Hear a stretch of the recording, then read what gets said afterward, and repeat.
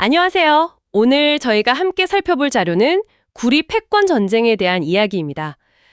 구리를 보통 21세기의 석유라고 부르잖아요. 네, 그렇죠. 많이들 그렇게 얘기하죠. 근데 이 자료들은 한 걸음 더 나아가서요. 이걸 전기 문명의 혈관이라고까지 표현하더라고요. 상당히 강력한 비유인데 왜 이런 말까지 나오는 걸까요? 그 비유가 정말 핵심을 짚는 것 같습니다. 왜냐면 석유는 에너지를 만들고 그냥 사라지잖아요. 태워버리니까. 그렇죠. 근데 구리는 그 에너지가 흐르는 통로, 그러니까 인프라 그 자체거든요. 재활용도 가능하고요. 그런데 이게 전기차나 AI 데이터 센터, 또 신재생 에너지 전환, 이런 거대한 흐름 때문에 구리 수요가 정말 폭발 직전이에요. 수요가 엄청나군요. 네. 근데 공급은 여러 가지 이유로 발목이 딱 잡혀 있습니다. 이 불균형이 좀 심상치 않다.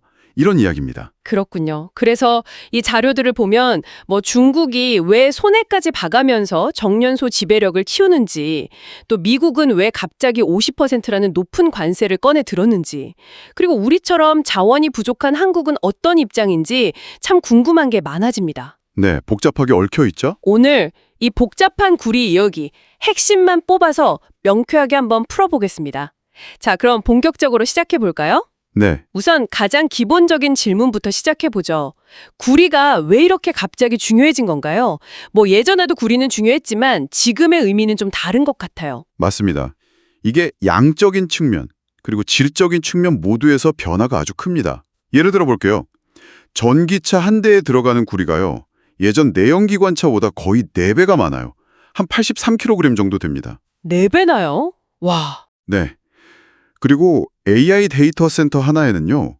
이게 정말 엄청난데 무려 2177톤, 그러니까 전기차 26,000대에 들어갈 구리가 필요한 겁니다. 26,000대요? 상상하기 힘든 양인데요. 그렇죠.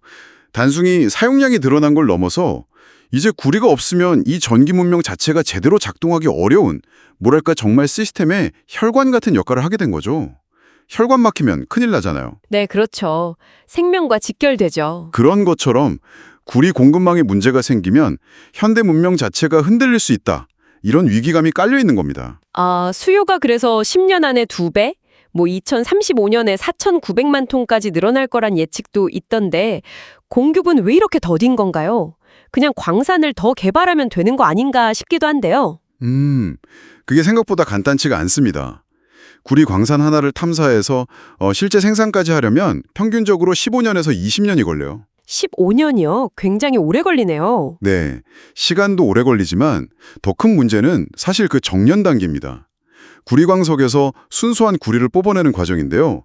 이게 환경 문제 때문에 선진국에서는 새로운 정년소를 짓는 게 거의 불가능에 가깝습니다. 환경 규제 때문에요? 네, 바로 이 지점을 중국이 파고든 겁니다. 현재 전 세계 정년 시장의 거의 절반을 중국이 차지하고 있고요. 2027년까지는 70%까지 장악하겠다는 목표를 가지고 있습니다. 공급망의 가장 중요한 병목 지점을 틀어주려는 거죠. 중국이 정년소를 늘리는 건 알겠는데 자료를 보니까 좀 충격적인 게 정년 수수료, 그 TCRC라는 걸 거의 포기하다시피 하고 심지어 마이너스까지 기록하면서 경쟁자를 고사시킨다고요. 이거 정말 상식적이지 않은데요. 손해를 보면서까지 왜 이렇게 하는 걸까요? 네, 맞습니다. 그 비상식적인 전략, 그게 바로 중국의 노림수입니다. 단기적인 손해를 감수해서라도 경쟁자들을 시장에서 몰아내는 거죠. 고사작전이군요. 네, 그렇게 해서 살아남은 자국 대기업들이 결국 글로벌 시장을 완전히 장악하게 만들겠다, 이런 큰 그림입니다. 이게 과거 LCD나 태양광, 배터리 산업에서도 중국이 비슷하게 성공했던 방식이거든요. 이미 성공 사례가 있군요. 그렇죠. 특히 2010년에 일본한테 히토리 수출을 딱 중단시키면서 자원을 무기로 쓰는 게 얼마나 강력한 카드인지 제대로 학습했고요. 근데 구리는 히토리보다 훨씬 더 광범위하게 쓰이잖아요. 네, 훨씬 그렇죠. 그러니까 그 파급력은 비교할 수가 없을 겁니다. 그래서 더 치밀하게, 심지어 소원에까지 봐가면서 움직이는 겁니다. 중국이 그렇게 공격적으로 나오니까 미국이 가만히 있을 리가 없겠군요. 자료에서 언급된 미국의 50% 관세 부과, 이게 그냥 단순한 보호무역 조치는 아닌 것 같다는 생각이 드네요. 정확합니다. 단순 보호무역 이상이죠. 여기에는 그 2010년 히토류 사태 때 겪었던 트라우마가 상당히 크게 작용한 걸로 보입니다. 아, 그때 정말 충격이 컸죠. 네. 현재 미국 내 구리 정년 능력이 자국 수요의 20%도 채 안 되는 실정이거든요. 그러니까 이 50%라는 높은 관세는 우선 자국 내 광산 개발이나 정년소 건설, 그리고 또 재활용 기술 혁신 같은 걸 통해서 구리 공급망을 다시 세울 시간을 벌겠다는 의도가 커요. 시간을 벌겠다. 그렇죠. 동시에 중국의 독주에 강력한 경고 메시지를 보내는 거고, 또 캐나다, 호주, 칠레 같은 자원 부국들이랑 소위 구리코드 같은 협력체를 만들어서 동맹전선을 구축하려는 그런 다층적인 포석이 깔려 있습니다. 최근에 인플레이션 감축법 IRA도 이런 미국의 구리 독립 전쟁을 뒷받침하는 중요한 축이고요. 아, IRA까지 연결되는군요. 그럼 우리 한국은 어떤가요? 구리 원강은 100% 수입하고 특히 정년된 구리의 60% 이상을 중국에 의존한다고 하던데 이건 정말 심각하게 들리는데요. 자료에서도 한국의 취약성을 지적하고 있고요. 어떤 기회를 찾아야 할까요? 네, 맞습니다. 구조적으로 보면 매우 불리한 위치에 있는 건 사실입니다. 하지만 기회가 전혀 없는 건 아니에요. 아, 다행이네요. 한국은 세계 최고 수준의 동박 제조 기술 같은 거 있잖아요. 그런 구리를 활용한 고부가가치 제품 생산 능력이 뛰어납니다. 그리고 또 폐전자제품 같은 데서 구리를 뽑아내는 도시광산, 즉 재활용 잠재력도 아직 충분히 활용되지 못하고 있고요. 아, 재활용이 중요하겠군요. 네, 결국 핵심은 원료 확보의 어려움을 기술력으로 극복하는 겁니다.